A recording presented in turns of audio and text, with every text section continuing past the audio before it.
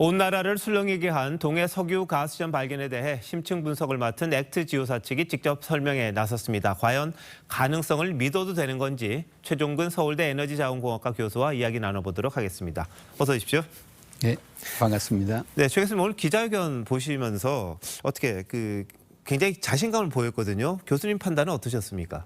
네, 전체적인 내용으로 보면 그거는 이제 의혹이 됐던 것에 대해서 빅터 아브르 박사님이 이제 직접 발표하신 내용은 맞습니다. 네. 그리고 이제 전문가적 입장에서 봤을 때는 이게 석유를 탐사하고 생산하는 일반적인 과정 속에서 이런 그 절차대로 이제 우리는 했고 그리고 이제 그 결과에 나온 이 20%라는 것은 내가 이제까지 해왔던 어떤 방법에 따라서 다 했기 때문에 예. 어느 전문가가 와도 이 20%에 대해서는 나는 토론하고 그거에 내 주장이 맞다는 것을 나는 확신할 수 있다. 이제 그런 걸 이렇게 주장을 하신 거고요. 예. 근데 우리 이제 국민의 입장에서 보기에는 그럼 결론적으로 그 20%는 다른 전문가들 얘기를 들어보니까 그 많은 가능성을 다 곱한 것 같은데 그럼 각각의 어떤 숫자를 곱했느냐. 그러면 이제 그 곱했다면 각각의 예를 들어서 70%를 줬다면 왜 75%는 안 되고 왜 65%는 안 되느냐. 그렇죠. 그리고 그러면 그 60%는 구체적인 증거는 뭐냐. 그런 것 같은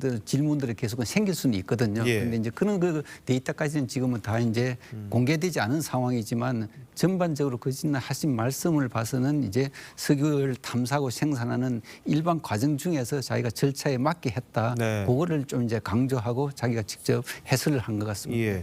자, 그러니까 그동안 탐사 어떻게 했고 어떤 자료 분석했는지 오늘 이야기를 했잖아요. 근데 교수님 보실 때는 절차와 이 검증 잘 됐다고 보십니까? 어떻습니까?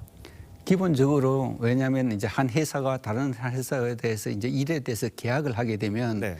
우리가 이런 자료를 당신들한테 제공하고 당신은 이런 분석을 통해서 최소한 이런 결과를 우리한테 제공해 줘야 된다. 다 이제 계약을 쓰는 거거든요. 네. 그래서 이제 거기에 맞춰서 했기 때문에 우리가 그 이제 상세 내용을 다 보기 전까지는 이게 뭐가 잘 됐다 잘못됐다 우리가 말하는 것은 사실은 조금 적절하지는 않은 것입니다.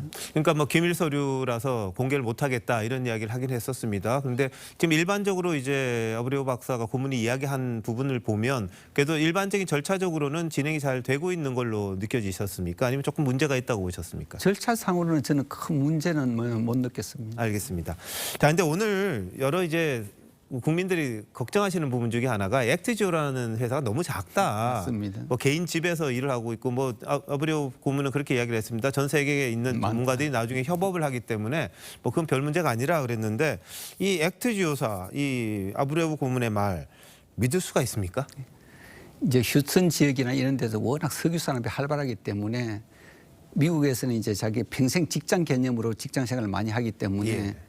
평생 직업이라고 해야 돼요. 그게 예. 더 맞을 것 같은데. 그러니까 특수한 뭐 직장 말고 이제 일을 있을 때마다. 그분들의 가장 큰 특징은 뭐냐면 자기가 좋은 회사에서 다니면서 네트워크도 쌓고 실무 경험도 익힌 후에 네네. 은퇴해가지고 대부분 2, 3인 중심의 컨설팅 회사를 차립니다. 예. 왜냐하면 그래야 우리가 사업을 하고 이제 계약을 다 할 수 있기 때문에 그래서 제가 아브레 박사님 하시는 말씀을 이제 보고 느낀 것은 우리는 복잡한 계약 관계 없이 언제든지 네트워크를 해서 팀을 만들 수 있는 게 당연히 나는 미국에 있고 브라질도 있고 멕시코도 있고 스위스도 있고 최근에는 뭐 영국에도 지사를 차렸다고 하는데 알고 보면 이제 영국도 그 나름 이제 우리가 이제 이거는 확인을 해봐야 되지만은 어떻게 보면 영국에 있는 그분 1인 컨설팅 회사일 거란 말이에요. 명확하게 액트지오의 서버 분야를 지어서 런던의 오피스다 이렇게는 안 나와 있을 것 같거든요. 그래서 제가 이제 느낀 바로는 이거는 우리가 한 팀이 돼서 언제든지 팀이 될 수 있는 팀이다. 저는 그렇게 이제 받아들였고요.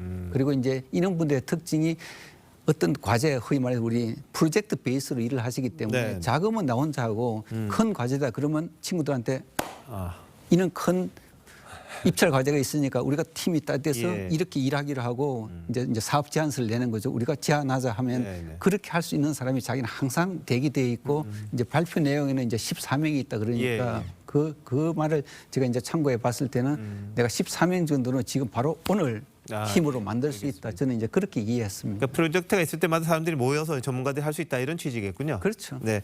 자, 근데 오늘 기자회견 결론 결국은 시추로 확인해야 한다 그랬거든요. 근데 심해라서 쉽지 않을 거다 이런 예상이 있는데 시추 과정에는 큰 문제가 없었겠습니까? 어떻습니까? 심해에서 시추하는 것은 여러 가지 이제 문제가 많긴 한데 가장 큰 문제 중에 하나가 이제 비용이 비싸다는 것입니다. 예. 왜냐하면 우리가 깊은 바다에서 그리고 그 바다의 모든 파도와 조류를 다 이기면서 작업을 해야 되기 때문에 예. 굉장히 사양이 좋은 시추선을 해야 됩니다. 그래서 그 우리가 하루에 배를 빌리는 걸 우리가 용선료라 그러는데 그것이 지금 이제 계약 내역을 보면 55만 불이거든요. 하루에. 예. 그러니까 그 말은 하루에 7억 6천만 원에서 7억 7천만 원을 이제 준다는 거고 그걸 우리가 이제 40일을 또 작업해야 되고 그리고 이제 그 배를 계약을 했으면 그 배가 우리까지 와야 되기 때문에 오는데도 돈을 줘야 되고 또 가는데도 돈을 줘야 됩니다.